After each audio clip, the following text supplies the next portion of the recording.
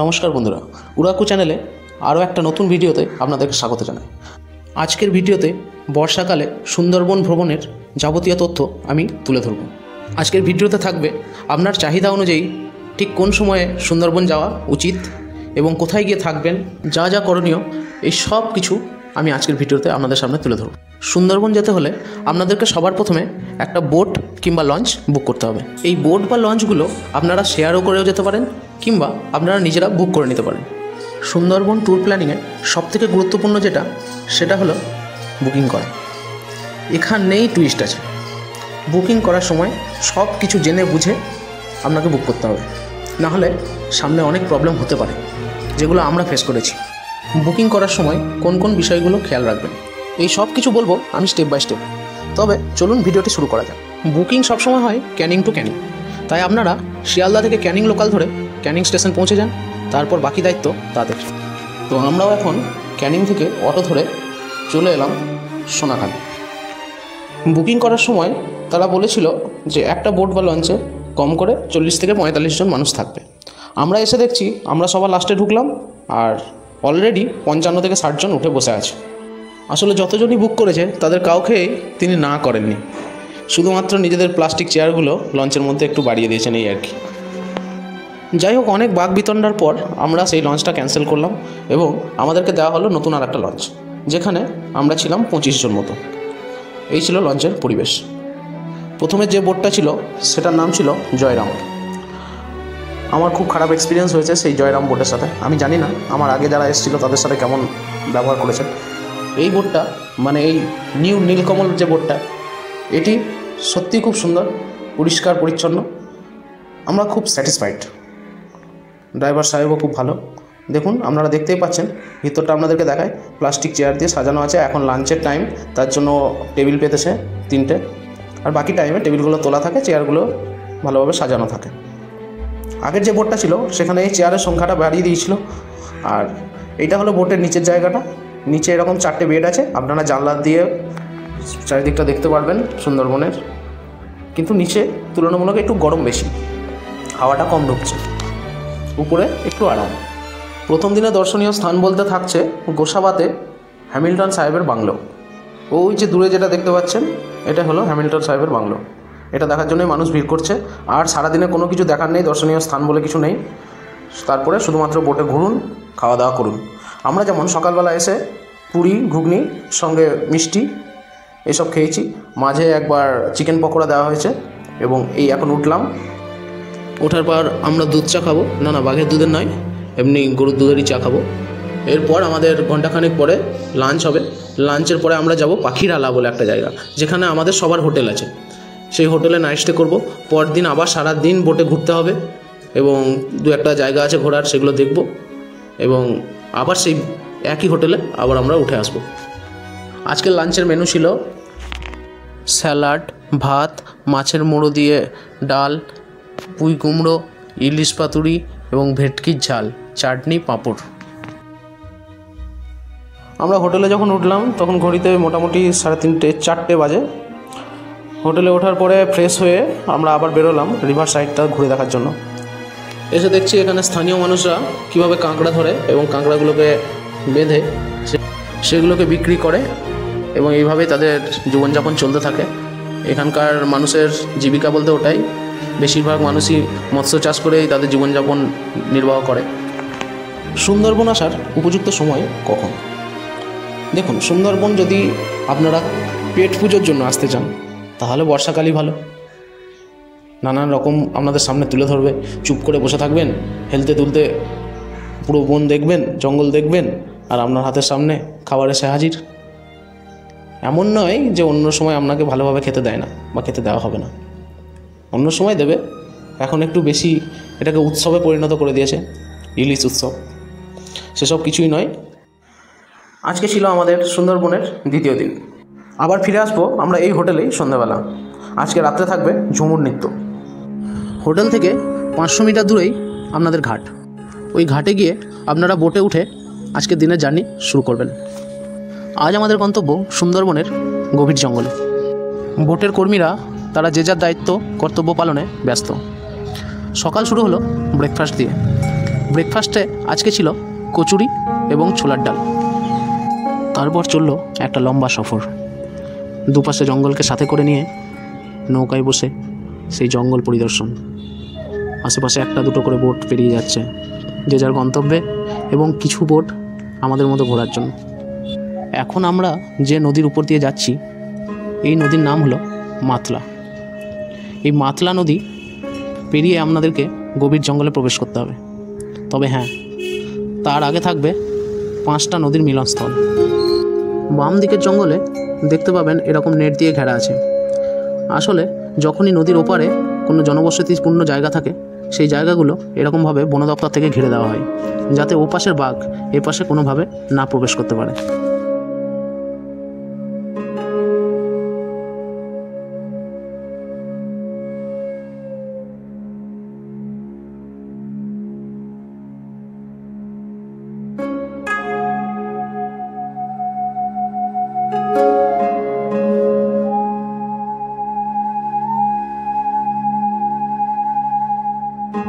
ওই যে দূরে যে জায়গাটা দেখছেন, এখানেই 5টি নদী একসাথে মিলন হয়েছে।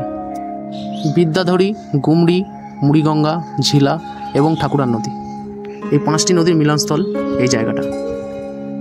আপনাদেরকে এখানে সরকারি গাইডও ট্যাগ করে দেওয়া হয়, যাতে এই আগামী জায়গাগুলো ঘুরে দেখতে আপনাদের কোনো অসুবিধা না হয়। যেহেতু আজকে আমরা সুন্দরবনের গভীর জঙ্গলে ঘুরব, তাই স্থানীয় গাইড থাকা বাধ্যতামূলক। এই স্থানীয় গাইড আপনাদেরকে সব কিছু বলে দেবে সুন্দরবন সম্পর্কে। তাদের কথা মতো চলবেন, তাহলে অনেক কিছু জানতে পারবেন, শিখতে পারবেন। চলুন একবার শুনে নেওয়া যাক এই দিদি আমাদের গাইড, তিনি সুন্দরবন নিয়ে কি বললেন। সুন্দরবনটা হলো বঙ্গোপসাগরের উপকূলবর্তী অঞ্চলে অবস্থিত। এটি বিশ্ব প্রকৃতি বিষয়করের মধ্যে এটি একটি অন্যতম। পদ্মা, মেঘনা, ব্রহ্মপুত্র নদীর ত্রয় এই অববাহিত কিছু সৃষ্টি হয়েছে। আমরা এখন যে নদীটি দিয়ে যাচ্ছি সেটা হলো গোমর নদী। ঠিক আছে, আমরা আরেকটু সামনে আর 1 ঘন্টার মধ্যে আমরা পঞ্চমুখানিতে যাবো, 5টা নদীর মিলনের স্থান। আমরা যখন জঙ্গলের পাশ দিয়ে যাবো না, জঙ্গলের পাশ দিয়ে যেতে যেতে আমরা দেখতে পাবো একটা লাইলনের ফেন্সিংয়ের জাল দেওয়া আছে। হলুদ রঙের একটা লাইলনের ফেন্সিংয়ের জাল আছে, যাতে কোনো অ্যানিম্যালস দূর থেকে শিকার করতে করতে এসে যখন আর আইল্যান্ডের কাছে এসে যখন জল চেষ্টা পায়, তাদের যখন আসে কাছাকাছি খাবার খুঁজতে খুঁজতে, তখন এসে দেখে যে একটা আমাদের বাধা সৃষ্টি আছে। তখন তারা যে মুভমেন্টে আসে সেই মুভমেন্টে আস্তে আস্তে আবার তারা ফিরে যাওয়ার চেষ্টা করে, যে আবার ওইভাবেই ফিরে চলে যায় জঙ্গলের ভিতরের দিকে। এমন এমন জায়গা আছে জঙ্গলের ভিতরে যেখানে কোথাও কোনো জল ওঠে না। জঙ্গলের ভিতরে উঁচু উঁচু জায়গা আছে। এখন যে জল উঠেছে, কোনো অ্যানিমালস হয়তো গাছের উপরে মুখ বাড়িয়ে ভেসে আছে, কোনো অ্যানিমালস হয়তো অনেক দূরের দিকে চলে গেছে উঁচু জায়গাতে। যখন জলটা আস্তে আস্তে কমবে, আমাদের অ্যানিমালসগুলো দেখার সম্ভাবনা আস্তে আস্তে বাড়বে। আর ওয়াচ টাওয়ারে উঠে প্রতিটা ওয়াচ টাওয়ারে একটা করে মিষ্টি জলের পুকুর আছে, ওখানে সব অ্যানিমালসগুলো জল খেতে আসে। আর আমাদের এখানে 102 আইল্যান্ডটা আছে। আর আমাদের এখানে বর্তমানে বাঘের সংখ্যা হচ্ছে 125টি এখন বর্তমানে আছে। কারণ আগের বছর কাউন্টিং হয়ে 102 ছিল, তারপরে বাঘ গণনার পরে বেড়েছে। আর এবছরে যে ছোট বাচ্চাগুলো আছে সেগুলো তো কাউন্টিং করা হয়নি, সেগুলো হচ্ছে গত বছর আমার কাউন্টিং হবে, সেগুলো ক্যামেরায় ধরা পড়ে না। ঠিক আছে, আপনাদের ব্রেকফাস্ট করা হয়ে গেছে? এখন আমাদের সামনে যে বোটটা দেখছেন, এটা স্থানীয় মানুষদের। তারা এখন মাছ ধরতে ব্যস্ত। এই মানুষগুলোই অনেক সময় বাঘের শিকার হয়ে যায়। আসলে এরা মাছ ধরতে ধরতে মাছ পাওয়ার লোভে কিছু কিছু কোর এরিয়াতে ঢুকে যায়, ক্যানেলগুলোতে। এই যে আমরা যাচ্ছি বা এই যে ওনারা মাছ ধরছেন, আমরা কিন্তু বাঘ দেখতে পাচ্ছি না, কিন্তু জঙ্গল থেকে সে কিন্তু আপনাদেরকে দেখছে বা আমাদেরকে দেখছে। ওরা কিন্তু টার্গেট করে থাকে। তাই যখনই আমরা ওদের এলাকায় বা ওদের সুবিধা মতো জায়গায় পৌঁছে যাব, তখনই ওরা অ্যাটাক করবে। একটু আগে আমাদের গাইড দিদির কথা আপনারা শুনলেন। এখন আমাদের ভরা কোটাল চলছে, তাই জল এতটা উপরে আছে। জঙ্গলের বেশ কিছু জায়গা উঁচু থাকে যেগুলোতে জল ওঠে না, সেই জায়গায় এই বন্য প্রাণীগুলো থাকে এই সময়। আবার অনেকে গাছের উপরে মুখ বাড়িয়ে ভেসে থাকে। এই জায়গাটা দেখুন, এখানে ডেঞ্জার লেখা আছে। আসলে এই জায়গাকার নেটটা ছিঁড়ে গেছে। বন দপ্তর থেকে অনেক সিকিউরিটি প্রদান করে এই নেট দিয়ে। তবে কিছু কিছু সময় কি হয় জানেন তো, অনেকে চুরি করে মাছ ধরার জন্য রেস্ট্রিক্টেড এরিয়াতে এই নেটগুলো কেটে তারা বোট নিয়ে ঢুকে যায়। কিন্তু সমস্যা কোথায় বলুন তো, যখন তারা ফিরে আসে তারা তো আর নেটটাকে, তখন ওই নেটের মধ্যে দিয়েই বাঘও গলে জনবসতি এলাকায় চলে আসে। এই গল্পের মাঝেই আমাদেরকে দিয়ে গেল আমোদি মাছের পকোড়া। আমোদি মাছের পকোড়া খাওয়া মাত্রই আমরা পৌঁছে গেলাম আমাদের প্রথম গন্তব্যস্থল দোবাঙ্কি ওয়াচ টাওয়ার। আমরা যে নদীগুলো পেরিয়ে এলাম সবই লবণাক্ত জল। এখানকার বন্যপ্রাণীরা লবণাক্ত জল খায় না, বা কোনো বন্যপ্রাণী খায় না এখানে, তাই কিছু মিষ্টি জলের পুকুর করে দেওয়া আছে। জল পানের কারণে বন্যপ্রাণীগুলোকে এই পুকুরের চারপাশে মাঝে মধ্যে দেখা যায়, সেটা আপনার ভাগ্যের ব্যাপার। দোবাঙ্কি ওয়াচ টাওয়ার যেতে আপনাদেরকে 500 থেকে 700 মিটার ক্যানোপি ওয়াক করতে হবে, যেটি কাঠের ব্রিজ। দোবাঙ্কিতে নামার পরেই শুরু হলো বৃষ্টিকে উপেক্ষা করে আমরা চললাম এগিয়ে ওয়াচ টাওয়ারের দিকে। ভাগ্যটা খুব খারাপ না থাকায় আমরা এসে দেখতে পেলাম 4টে হরিণ। দোবাঙ্কি ওয়াচ টাওয়ার কাঠের তৈরি ঝুলন্ত রাস্তা, যেখানে জঙ্গলের মধ্য দিয়ে হেঁটে যাওয়ার অনুভব। চারপাশে নিবিড় বন, হরিণের পায়ের ছাপ, আর ক্যানোপির ওপর থেকে দেখা সেই সবুজ সাগর। মনটা যেন জুড়িয়ে গেল বনভূমির নিঃশব্দ আহ্বানে। ভালো লাগলো দোবাঙ্কি ওয়াচ টাওয়ার, সুন্দর এক্সপিরিয়েন্স। এবার এখান থেকে ফেরার পালা। এখান থেকে আমরা যাব সুধন্যখালি।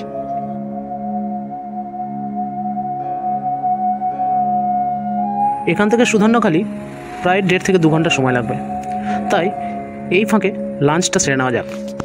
আজকে লাঞ্চে থাকছে স্যালাড, ভাত, ইলিশের মুড়ো দিয়ে ডাল, ইলিশের মুড়ো দিয়ে কচুর শাক, সর্ষে ইলিশ, চাটনি, পাঁপড়। খাওয়া দাওয়ার পর লম্বা একটা রেস্ট নিয়ে পৌঁছে গেলাম সুধন্যখালি। দিনের শেষে পৌঁছলাম সুন্দরবনের অন্যতম বিখ্যাত স্থান সুধন্যখালি ওয়াচ টাওয়ার। এখান থেকেই নাকি সবথেকে বেশি রয়্যাল বেঙ্গল টাইগার দেখা যায়। এন্ট্রি গেটে ঢুকেই বাম দিকে থাকবে বনদেবীর মন্দির।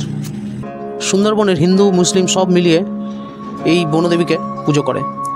হিন্দুরা বলেন বনদেবী এবং মুসলিমরা বলেন বনবিবি। এই সুধন্যখালি আসলেই আপনি পরিচয় করতে পারবেন সুন্দরবনের সব রকমের গাছগাছড়ার উপর।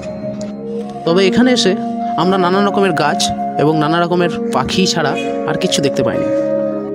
এখানেও দেখা মিলল না সুন্দরবনের রাজা রয়্যাল বেঙ্গল টাইগারের। তাই বাধ্য হয়ে ফিরলাম আবার বোটের দিকে।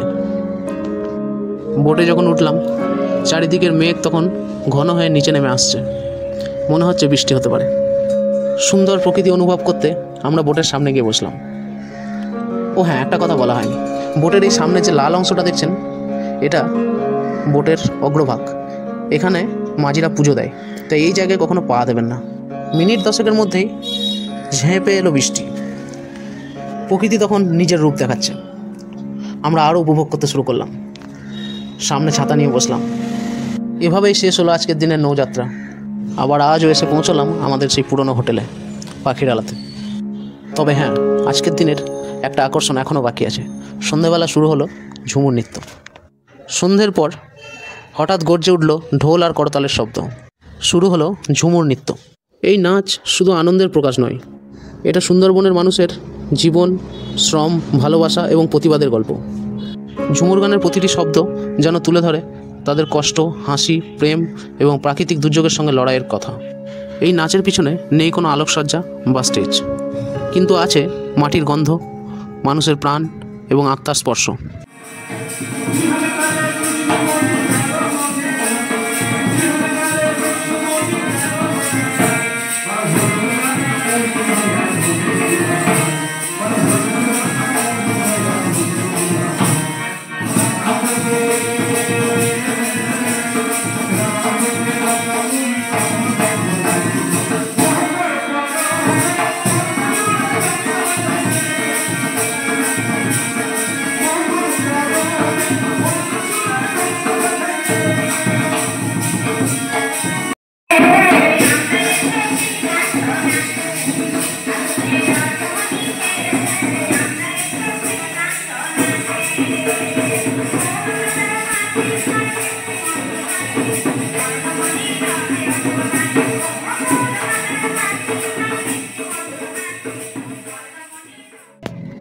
আজ আমাদের সুন্দরবন যাত্রার 3য় দিন, অর্থাৎ শেষ দিন।